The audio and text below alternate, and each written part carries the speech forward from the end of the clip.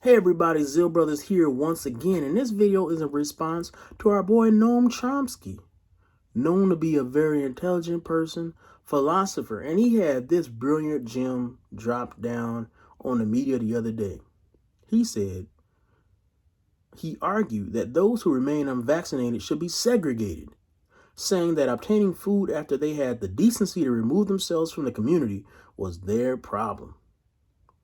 After the left-wing linguist was asked what separation of the vaccinated would look like on a practical level, Chomsky said that unvaccinated should remove themselves from the community for the safety of others and make arrangements to get food without coming into contact with others. How can we get food to them? Chomsky told YouTube's Primal Radical Sunday. Well, that's actually their problem. Chomsky then later compared people who don't get vaccinated to those who run red lights.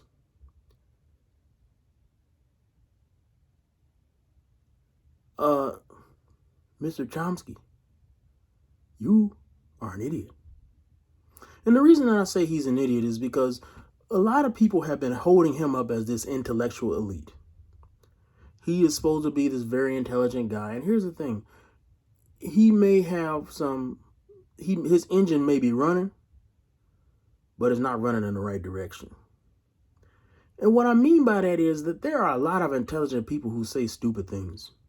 And I think in a sense of this, there can be people who would not do well in school.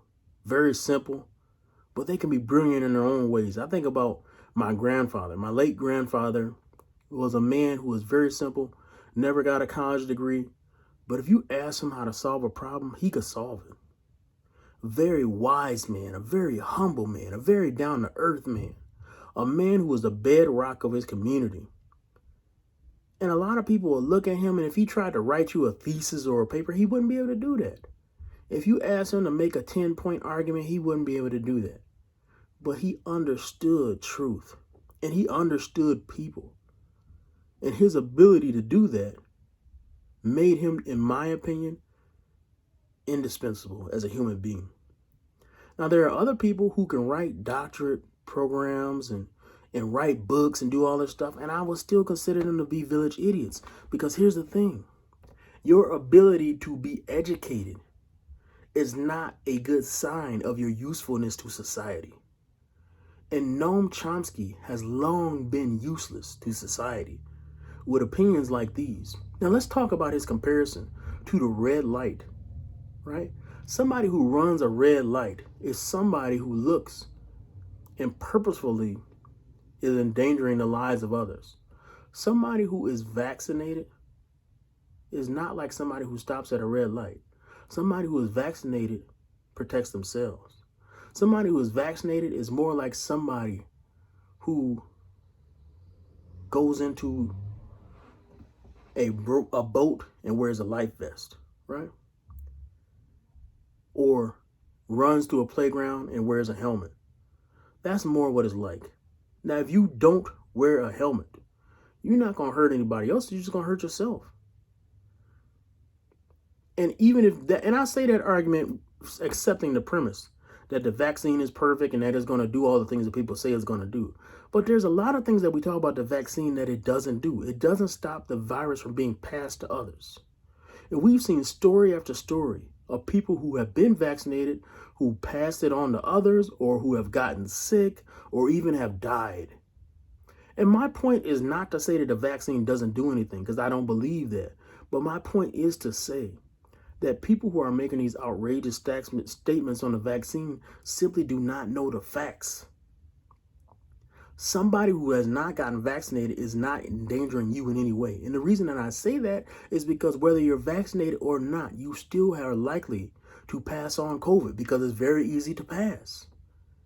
It doesn't matter. It doesn't seem to change. And there's no statistics to show that somebody vaccinated versus somebody unvaccinated is more likely or less likely to pass it on. Now, we have some facts that go in other ways that we could talk about, such as ivermectin being effective against the disease. And some people in the media not liking that. And I don't understand why that is even a political issue. If a medicine is effective against it, why is that a problem? But the real issue is that we have a lot of people talking in an uninformed way. I had a friend tell me that COVID is just a step away from evolving into this unstoppable virus. And I told him, no, it's not. And the reason is because the evolutionary process or the mutation process will always push a virus to be less deadly. Why? Because viruses live on by being passed. And how does the virus live on better? It can be passed on more if the person who holds a virus lives longer. Think of it this way. What if you were playing a game of tag and you could only go 10 steps? If you could only go 10 steps, it would be hard for you to get anybody else it. Now, what if I change the rules? And the inverse evolution of the rules would be you can go 15 feet. Now, the 15 feet, or I should say 15 steps, makes it more likely for you to tag somebody else. And now there will be more people that will be it. So what is the natural pressure of the game if I want more people to be it? It is to increase the amount of steps, which means to increase the livelihood of the person who is it.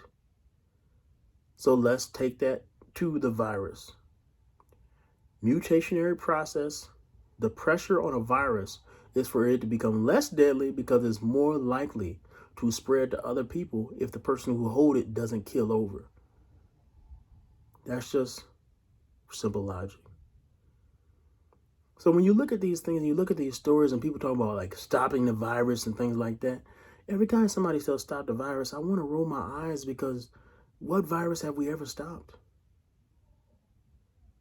Viruses typically don't get stopped, especially ones that are as easy to spread as COVID. Now, we may be able to stop. It's even hard for, let's put it this way, it's even hard for us to stop viruses that are transmitted sexually. And sexual contact is one of the rarer forms of contact.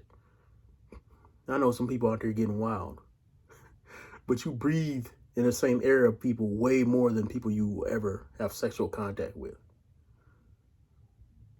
And we can't even stop viruses that are spread that way. So it's hard for me to ever believe that we will ever stop COVID. The truth of the matter is that one day we will simply accept that COVID will be like the flu, and it'll be a season of COVID in the US, a season of COVID throughout the world. And there have been COVID viruses before. There's a reason that we call it COVID-19, because there's been COVIDs before. So a lot of the reactions and responses to the virus are, in my opinion, hyperbolic and unrealistic and frankly stupid. And I wish people would just sit back and think about it, or people would say reasonable things and reach reasonable conclusions when they talk about it.